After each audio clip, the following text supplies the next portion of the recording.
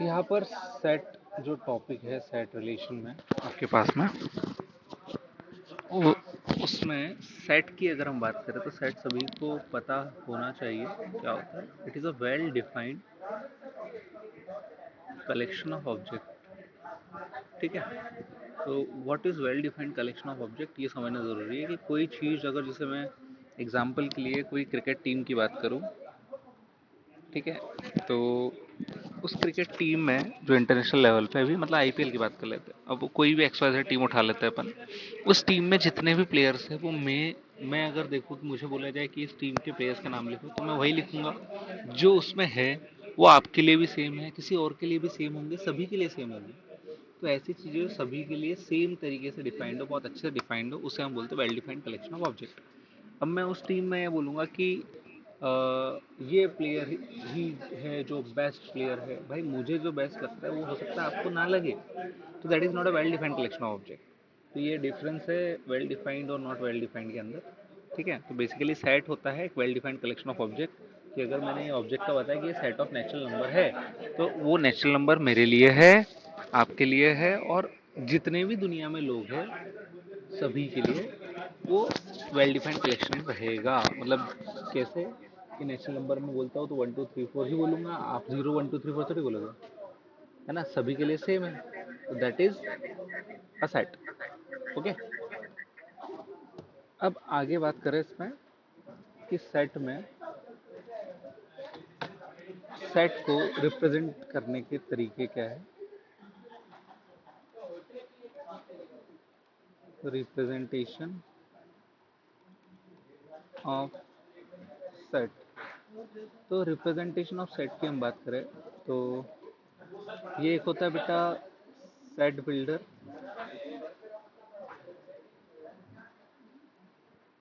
Method बोल सकते हो, सेट बिल्डर फॉर्म बोल सकते हो। दूसरा होता है रोस्टर या टेबुलर फॉर्म। ठीक है, रोस्टर या टेबुलर में क्या होता है कि आप अगर कोई एलिमेंट को 1 2 3 4 लिख दिया मैंने, ये आपने कॉमा से सेपरेट करके एलिमेंट्स को डिस्क्राइब करके लिखा है, तो दैट इज़ अ रोस्टर या टेबुलर फॉर्म।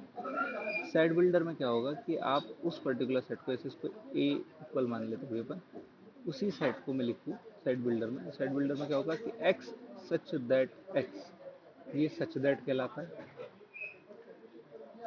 ठीक है, इसकी जगह पे ये यूज़ करो या फिर ये यूज़ करो। ठीक है, वन नहीं है, स्लैश है। स्लैश मतलब स्ट्रेट वाला एकदम, ऐसा नहीं। ठीक है, मतलब एक्स सच दैट एक्स ऐसा भी लिखा जाता है, तो कंफ्यूज नहीं होना। और यहाँ पे मान लेते हैं वो एन के इक्वल है। एन जो है वो नेचुरल नंबर के अंडर में आ रहा है, और इसमें एक चीज़ है कि एन जो है वो 5 से छोटा है, तो सारे नेचुरल नंबर लेस देन 5। ये मैथमेटिकल तरीका हो गया लिखने का। तो ये सेट बिल्डर फॉर्म है, ये रोस्टर फॉर्म है, दोनों ही हमको आने चाहिए। ठीक है, इसमें कुछ चीज़ ध्यान रखना है कि जो अंदर एलिमेंट्स लिखे जाएंगे वो हमेशा स्मॉल लेटर्स में लिखना है। और ये जो सेट को रिप्रेजेंट करने के लिए बाहर अपन लेते हैं कि भाई ये सेट है, let A B a set, तो ये हमेशा कैपिटल में ही होना चाहिए। फिर माइंड में आता है कि ये जो ये वाला फॉर्म है, तो सर इसमें एन, तो ये तो नेचुरल नंबर है ना बेटा, natural number, whole number, real number, और ये सारे जो नंबर्स है वो सारे नंबर्स में, मतलब सेट ऑफ नंबर्स में, जो सेट ऑफ नंबर्स है subsets of real number, subsets की बात करेंगे आगे।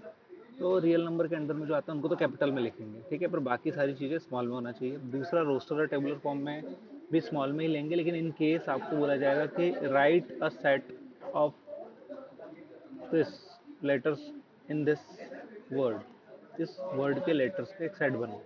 तो हमने एक सेट ले लिया एक्स, क्योंकि ए नहीं ले रहा हूँ मैं, अंदर अंदर कन्फ्यूजन हो जाएगा। उस टाइम पे मैं लिख दिया M A T H S. तो सर यहाँ पे आपने बोला स्मॉल होना चाहिए, यहाँ पे आप कैपिटल लिख रहे हो, तो भाई क्वेश्चन में ही मेंशन है डायरेक्टली कि भाई हमें कैपिटल में ही दिया हुआ है, तो हम कैपिटल में लेंगे।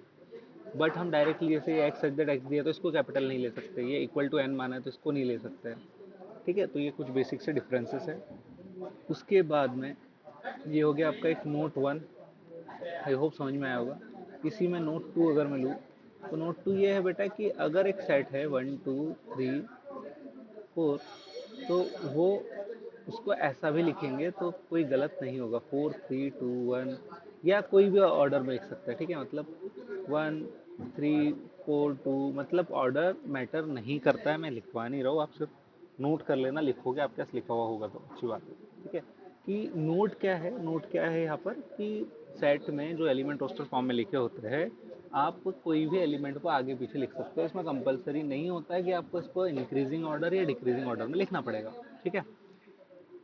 फिर उसके बाद एक नोट अपन ले सकते हैं, नोट 3, कि हमारा जो सेट है, जैसे मान लो 1 1 2 3 है, मान लो बेटा, तो ये 1 2 3 लिख देंगे हम। मतलब कोई भी चीज़ एक से ज़्यादा बार लिखी जाए तो उसे हम एक ही बार लिखते हैं, ठीक है। कोई भी चीज़ हमें अगर एक से ज़्यादा बार लिखी जाएगी तो हम उसे एक बार ही लिखेंगे, 10 बार भी लिखी हो तब भी एक ही बार लिखेंगे। सेट में मतलब कोई भी एलिमेंट रिपीट नहीं होता है, ये हमें ध्यान में रखना है।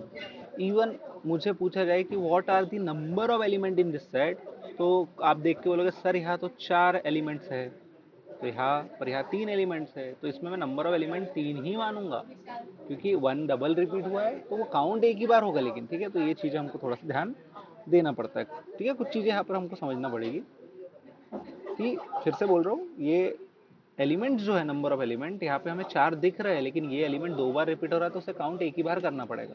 तो ये जो number of element of set होते हैं, इसे बोलते हैं कार्डिनल नंबर ऑफ सेट, ठीक है। तो कार्डिनल नंबर क्या होता है, cardinal number of set, cardinal number of set की हम बात करें बेटा, तो ये क्या होगा, number of elements present in a set. जैसे एग्जाम्पल के लिए मैंने ए लिया 1 2 9 8, तो मुझे पूछा भाई इसका कार्डिनल नंबर बता, तो मैंने लिख दिया एन ए, कार्डिनल नंबर को ऐसे डिनोट करते हैं, ठीक है। इक्वल्स टू कितना है, टोटल एलिमेंट्स 4 है। फिर बी ले लेते हैं अपन 1 1 1 1 5, तो how many elements are there in this. हमें लग रहा है सर 1 2 3 4 5 एलिमेंट्स है, भाई नहीं, यहाँ पे तो 2 ही एलिमेंट है। 1 कितनी बार भी रिपीट हो जाए लेंगे तो एक ही बार हम, ठीक है। और 5 एक ही बार है, तो 1 एक बार है, 5 एक बार है, टोटल एलिमेंट कितने हो गए, 2 हो गए। आई होप समझ में आ गया होगा कार्डिनल नंबर ऑफ सेट, ठीक है। इसके बाद में कुछ चीज़ें जो हमें समझनी है वो है types of set, types of set, ठीक है। तो टाइप्स ऑफ सेट में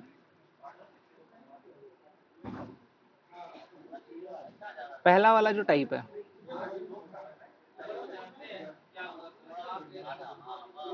स्टार्ट करते हैं अपन सबसे पहले से एम्प्टी सेट।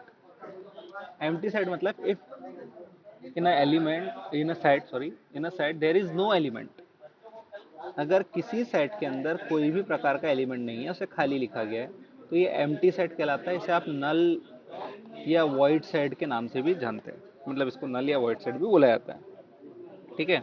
इसको डिनोट अगर करना है आपको कि डिनोटेड बाय कैसे डिनोट किया जाता है, तो इसको ये फाई से या फिर और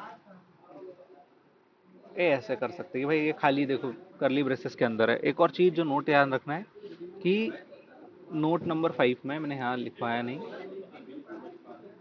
आपको सेट को हमेशा करली ब्रेसेस में ही लिखना है। इफ आपने ये वाले और ये वाले ब्रैकेट्स में लिखा तो वो गलत होगा।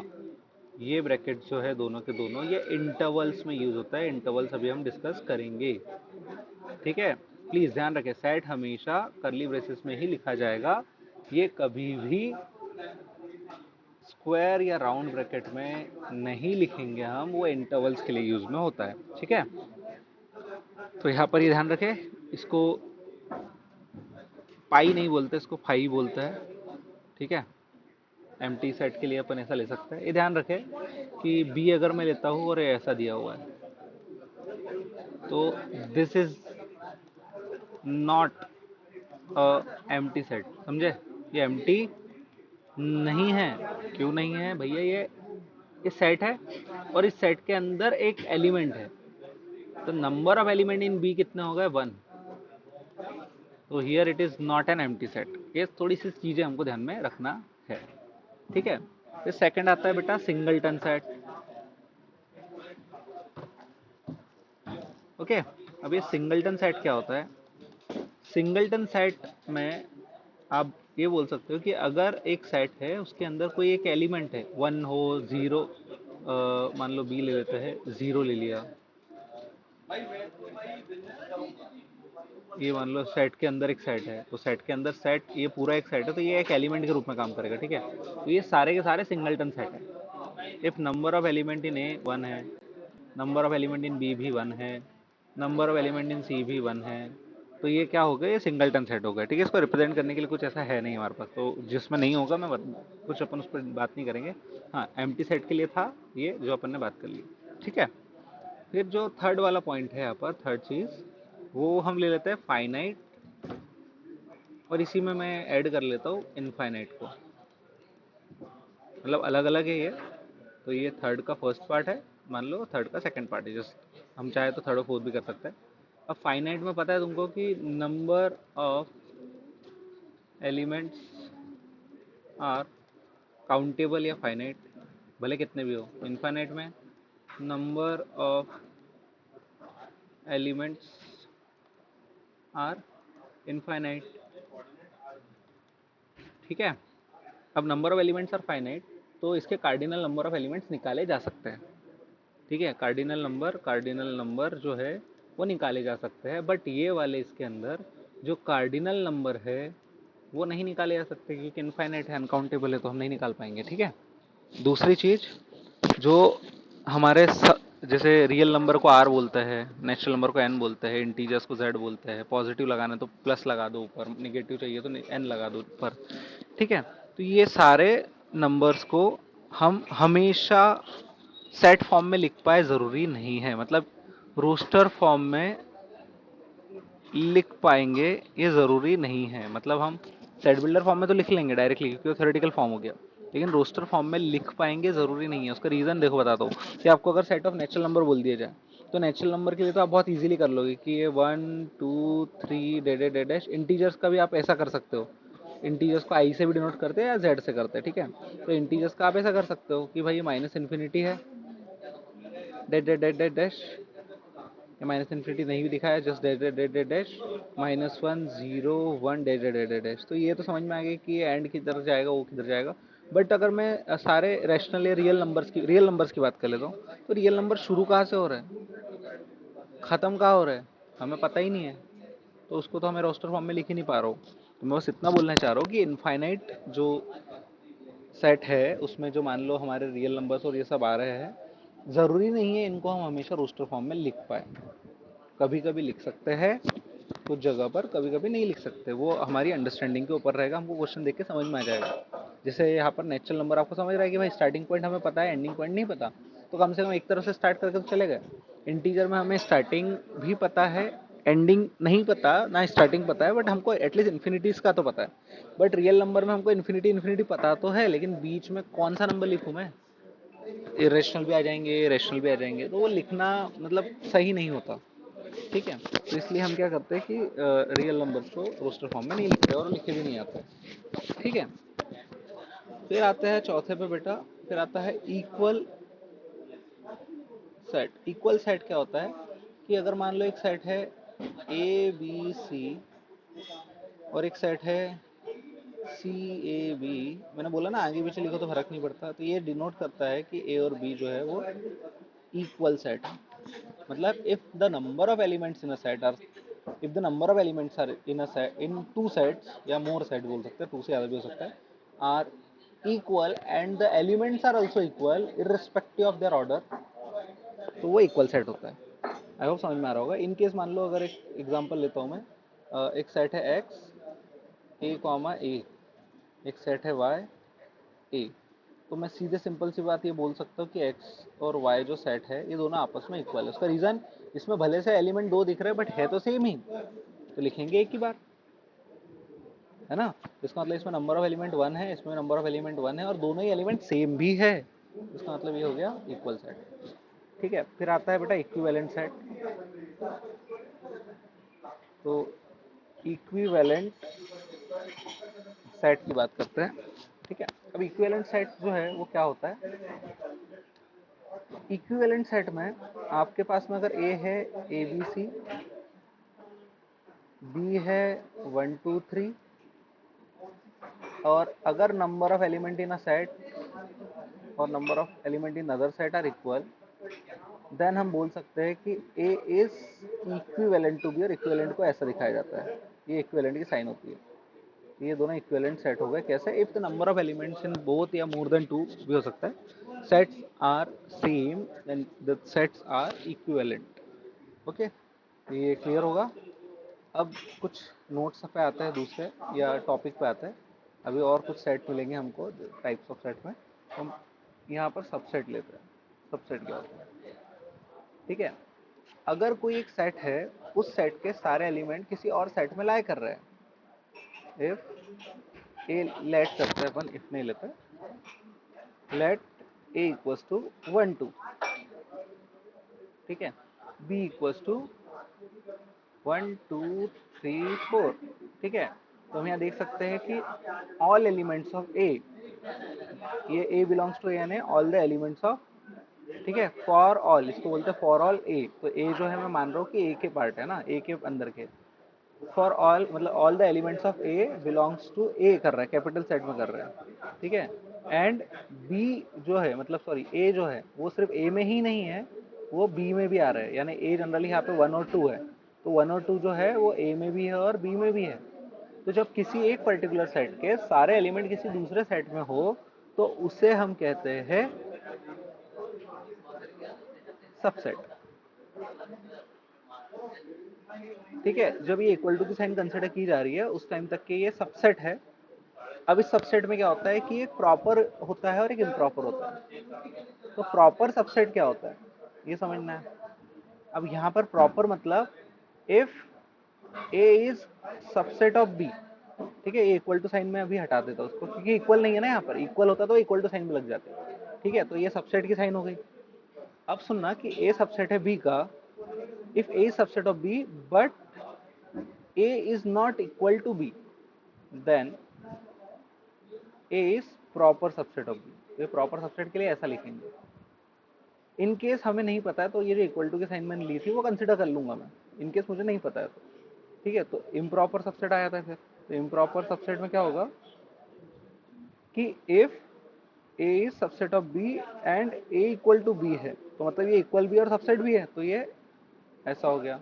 ये इम्प्लाई करता है जब इक्वल भी हो और सबसेट भी हो तो उल्टा भी लिखा जा सकता है, ठीक है। और इसमें सुपरसेट वाला कॉन्सेप्ट नहीं रहता है। सुपरसेट क्या है कि अगर प्रॉपर सबसेट है, मतलब A is, if A is proper subset of B, then B is proper, sorry proper नहीं आएगा, B is superset of A,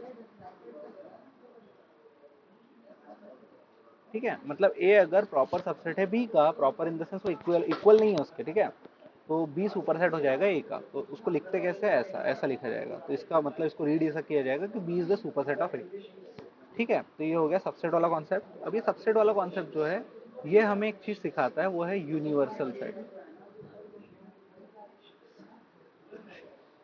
ठीक है। अब मान लो कोई एक सेट है U 1 2 3 4, और एक सेट है A 1 B 2 3। तो अगर ये एक पर्टिकुलर कंडीशन दी गई है, इस कंडीशन के अंदर जितने भी सेट्स है वो अगर किसी का सबसेट है, किसी एक पर्टिकुलर सेट का सबसेट है, जैसे ए सबसेट है यू का, बी सबसेट है यू का, अगर मान लो सी होता कुछ और वो भी सबसेट होता यू का, तो ऐसी कंडीशन में यू जो होगा वो यूनिवर्सल सेट कहलाएगा। मतलब जो सेट्स को कंसिडरेशन में लिया जा रहा है वो सेट का सुपर सेट, अगर सारे जो सुपर सेट इसके जो सुपर सेट है वो कॉमन है, जैसे ए सबसेट है यू का, बी भी सबसेट है यू का, तो यू जो सेट को कंसिडरेशन में लिया था उन दोनों का क्या है, सबसेट है, ठीक है। नहीं सॉरी, वो दोनों सेट उसका क्या है, यू का सबसेट है। मतलब ए भी सबसेट है यू का, बी भी सबसेट है यू का, तो यू हमारे लिए यूनिवर्सल सेट होगा, ये हमको ध्यान में रखना, ठीक है। अब इसमें आगे हम देखें कि एक चीज सबसेट निकालते कैसे हैं। आपको बोला जा फाइंड सबसेट्स ऑफ 1 2। ठीक है, ध्यान देना। तो ए हमारा 1 2 है, उसका सबसेट निकालना है, तो सिंपल है बहुत ज़्यादा सबसेट निकालना। सबसेट ऑफ ए इक्वल्स आएगा, एक तो empty set is a subset of every set. Please remember, empty set is a subset of every set. One,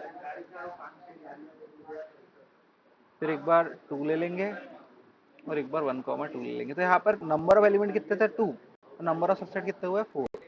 तो यहाँ से हम एक चीज समझ सकते हैं, मतलब ऐसे ही आप चाहो तो अगर सिंगल सेट होगा तो सिंगल के अकॉर्डिंग ले लेंगे, 3 होंगे तो 3 का 8 बन जाएंगे। तो एक फॉर्मूला नोट डाल के लिख सकते हैं आप लोग कि total number of subsets of a set जो होते हैं वो 2 टू द पावर n होते हैं। ठीक है, n मतलब number of elements present in that particular set. ठीक है, उसके बाद में ये पहला पॉइंट हो गया अपना। दूसरा पॉइंट की बात करें तो total number of proper subset आपको बोला जाए, proper subset of a set. वो क्या होगा, वो होता है कि भाई सारे तो सारे सेट ले लिए और एक जो होता है वो हमेशा इक्वल निकलता है। जैसे ये वाला देखो, ये इक्वल वाला निकला, ये इसके इक्वल भी है, तो इसमें से 4 तो सबसेट है, बट 3 हमारे क्या हो गए, प्रॉपर सबसेट हो गए। ठीक है, तो एक कम करना पड़ेगा, तो ध्यान रखना है। तीसरा पॉइंट ये है कि empty set is a subset of every set। Her set, empty set जो होता है वो हर सेट का सबसेट होता है।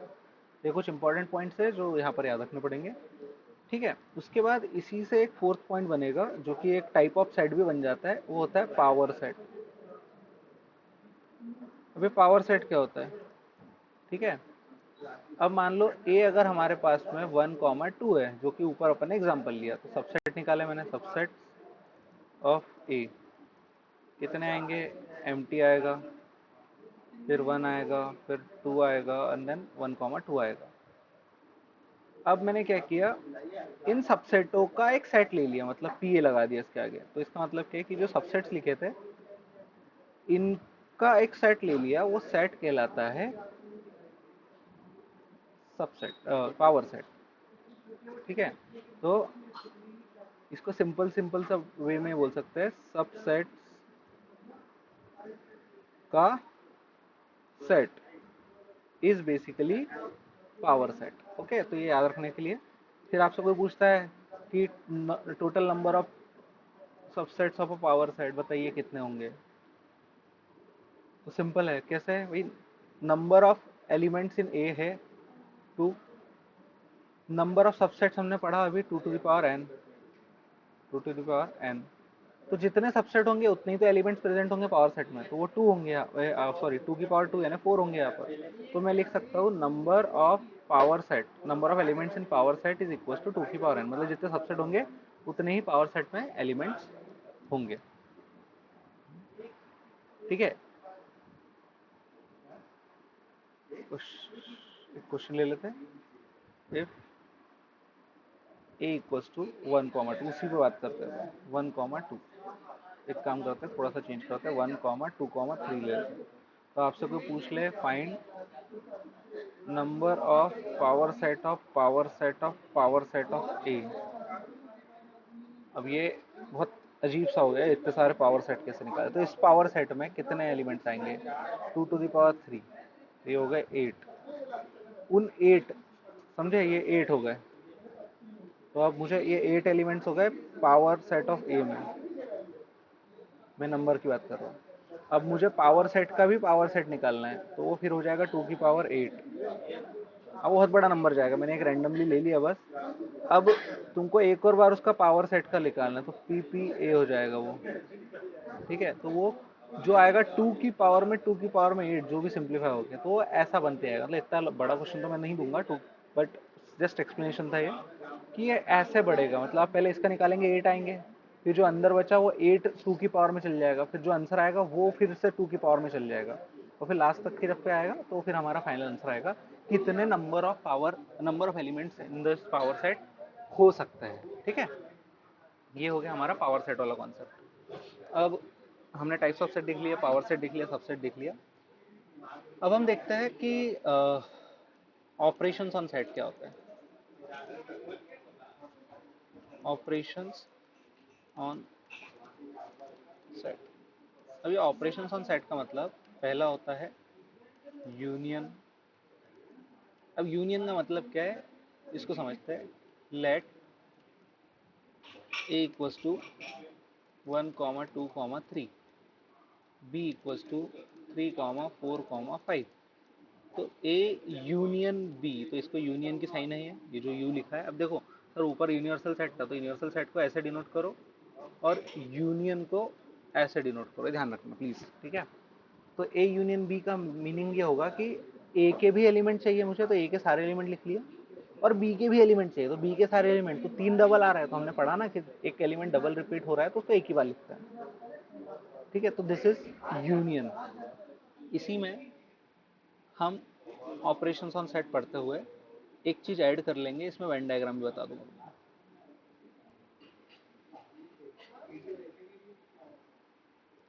इसको वेन यूलर डायग्राम भी बोलते हैं और वेन डायग्राम भी बोलते हैं। तो अपन वेन डायग्राम याद रखेंगे कि वेन डायग्राम क्या है। वैसे अलग से टॉपिक है, लेकिन इसी में मैं कवर कर रहा हूँ क्योंकि वो ये पढ़ाने के बाद में वही बताना पड़ेगा।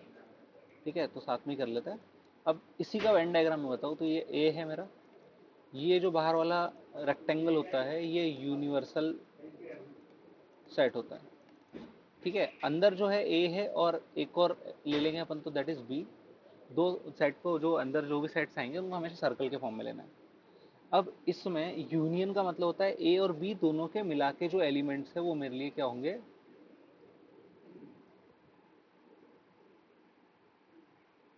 ए यूनियन बी। मतलब यूनियन क्या होगा, इन दोनों के एलिमेंट्स। तो जैसे यहाँ पर 1 है, 1 2 3 इसमें था, जैसे 1 2 3 यहाँ था और 4 5। तो देखो 3 जो है वो ए में भी आ रहा है, बी में भी आ रहा है, ऐसा एक्सप्लेन कर लिया इसको। तो ये तो बस इसको क्वेश्चन को लिखने का तरीका हो गया। बट अगर इसको शेडेड रीजन में लिखना है तो क्या करेंगे हम, बस सिंपली उसको शेड कर लो भैया। यूनियन समझ में आ गया होगा ना तुमको, यूनियन क्या होता है। तो यूनियन ये है, तो ये बना लिया अपन ने इसका शेडेड वाला पार्ट। तो ये जो ग्रीनिश पार्ट दिख रहा है ये आपका क्या हो गया, यूनियन हो गया बेटा। ठीक है, तो ये ए यूनियन बी हो गया। ओके, अब इसमें अगले में देखते हैं अपन ए इंटरसेक्शन बी। तो ये इंटरसेक्शन लिख रहा हूँ मैं। ठीक है, तो इंटरसेक्शन में साइन ऐसा, वो जो यूनियन की साइन है उसको उल्टा कर दो, दैट इज इंटरसेक्शन। तो यहाँ पर भी हम मानना पड़ेगा, जूम करना पड़ेगा, let A equals to 1 2 3, B is equals to 3 4 5। Common क्या है भाई इसमें, ए इंटरसेक्शन बी में जो कॉमन है उसी को लिखना है, जो दोनों में आ रहा है। तो 3 आ रहा है दोनों में, लिख लिया, खत्म क्वेश्चन। ठीक है, this is known as intersection. Venn diagram के थ्रू देखें तो ये आपका यू है यूनिवर्सल सेट, ये आपका ए है मान लेते हैं, ये आपका बी है मान लेते हैं, और ये इनके बीच में जो कॉमन पार्ट है वो आपका हो गया ए इंटरसेक्शन बी। ठीक है, फिर आता है बेटा थर्ड वाला पार्ट, वो ले लेते हैं अपन डिफरेंस। ठीक है, अभी डिफरेंस क्या होता है, डिफरेंस होगा ए माइनस बी, या फिर इवन ये भी हो सकता है बी माइनस ए। अब ये क्या होता है, तो वही निकालते हैं, let A equals to 1 2 3, B equals to 3 4 5। अब ए और बी हमने मान सर लिया। आपकी आवाज नहीं आ रही है। हेलो, हेलो, चलो 2 सेकंड वेट करो।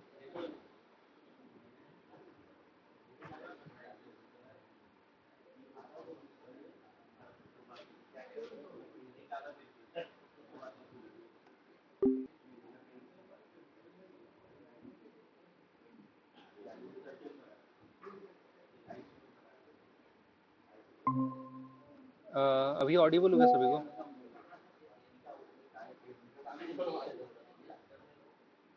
अभी ऑडिबल हो, सभी को ऑडिबल हो बेटा अभी। ओके, तो हम डिफरेंस की बात कर रहे थे ना यहाँ पर, कि डिफरेंस क्या होता है।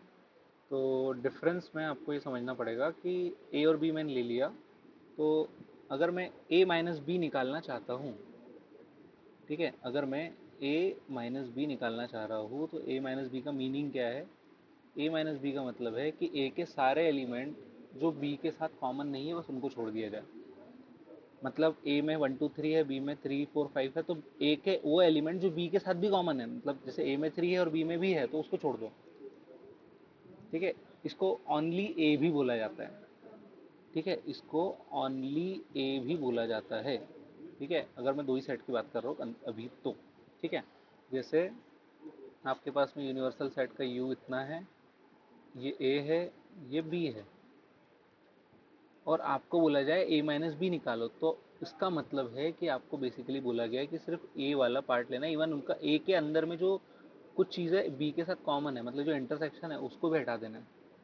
ठीक है, तो उसको अगर आप फॉर्मूले वाइज याद करना चाहते हैं तो आप ऐसा लिख सकते हैं कि ए माइनस ए इंटरसेक्शन बी, मतलब ए में से ए इंटरसेक्शन बी को माइनस कर दिया जाए तो आपको मिल जाएगा ए माइनस बी। याद रखने का तरीका है। ठीक है, जब भी नंबर ऑफ एलिमेंट आएंगे तो बस इनके आगे एन लगा देंगे अपन। ठीक, फिर बी माइनस ए है तो समझ में आ गया होगा कि बी माइनस ए का मतलब क्या है, कि बी के वो एलिमेंट जो ए के साथ कॉमन नहीं है। हमें पता है बी में क्या 3 कॉमन है, तो 3 को छोड़ के बचा क्या 4 5। ठीक है, तो ये वाला जो पार्ट है this is known as A minus B. बीच वाला जो पार्ट है वो आपका ए इंटरसेक्शन बी। ठीक है, और ये जो पार्ट अभी मैं बना रहा हूँ शेड करके, ये आपका होगा बी माइनस ए। इसको ऑनली बी बोल सकते हो। Only be in the sense कि बी के अंदर ऑनली बी और बी में क्या डिफरेंस है कि बी में सारे एलिमेंट आएंगे 3 4 5, और ऑनली बी का मतलब कि सिर्फ 4 5। मतलब 3 जो है वो ए और बी में दोनों में, इसलिए उसको काउंट नहीं करूंगा मैं। ऑनली बी में सिर्फ 4 और 5 आएगा। ठीक है, आई होप समझ में आ गया होगा ये। फिर एक चीज आती है इसी में,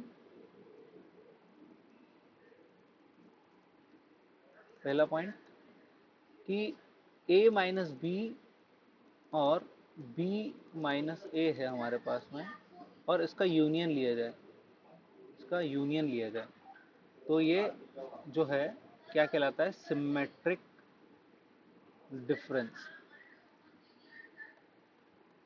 ए ट्राइंगल बी, ये सिमेट्रिक डिफरेंस होता है। तो ए जो है उसे ए और बी का सिमेट्रिक डिफरेंस। तो सिमेट्रिक डिफरेंस का बेसिक मीनिंग ये है कि ए के वो एलिमेंट जो बी में नहीं है, बी के वो एलिमेंट जो ए में नहीं है। इसका मतलब ये भी तो लिख सकता हूँ मैं कि ए के एलिमेंट, ठीक है, यानी सिंपल है, इसको ये लिखो समझाने के लिए कि only A and only B को साथ में लिख दो। ठीक है, तो यहाँ पर ओनली ए क्या है 1 2, ओनली बी क्या है 4 5। इसको एक और तरीके से लिख सकता हूँ मैं कि ओनली ए और only be in the sense, ये तो ए यूनियन बी था, है ना। ए यूनियन बी जो है, आप देखो ए यूनियन बी ऊपर दिया हुआ है कि ए यूनियन बी में 1 2 3 4 5 था, तो उसमें से अगर मैं इनके कॉमन वाले को माइनस कर दूं तो मुझे सिमेट्रिक डिफरेंस मिल जाएगा।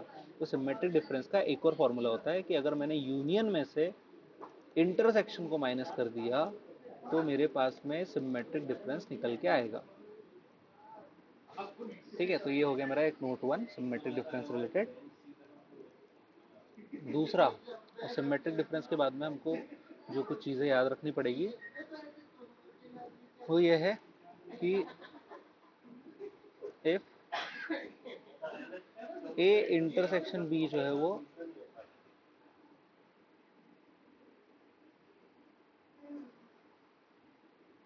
एम्प्टी है तो उसका वेन डायग्राम कैसे बनेगा? मतलब ए बी वो ऐसा बनेगा। ठीक है, इनके बीच में कुछ भी कॉमन नहीं लिया जाएगा। ठीक, उसके बाद ऐसी कंडीशन हो तो उसे बोला जाता है डिसजॉइंट सेट। देख सकते हैं डिसजॉइंट का मीनिंग भी समझ में आ जाएगा आपको। डिसजॉइंट सेट मतलब if there is no common element between two or more than two sets, then such sets are known as disjoint set। ठीक है, आई होप क्लियर होगा। कुछ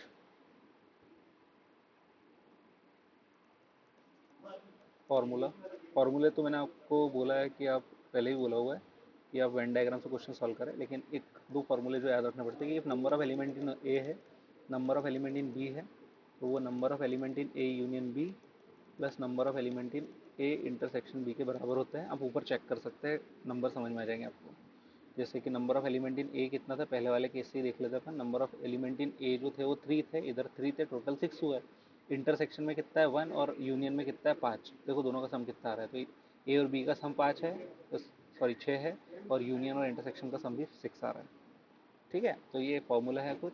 वैसे ही 3 का भी बनता है, 4 का भी बनता है, तो हमको सबसे इम्पोर्टेंटली बस 2 का तो याद होना चाहिए। ठीक है, 3 का नहीं भी हुआ कोई दिक्कत नहीं है, आप वेन डायग्राम से उसको सिंप्लीफाई करने की कोशिश करें। अभी ब्रेक है आपके पास अच्छा खासा, उसमें प्रैक्टिस करें उन क्वेश्चंस की। ठीक, तो यहाँ पर सेट ऑलमोस्ट एंड होता है। ठीक है, और कुछ ज़्यादा चीज़ें यहाँ पे बची नहीं है ना।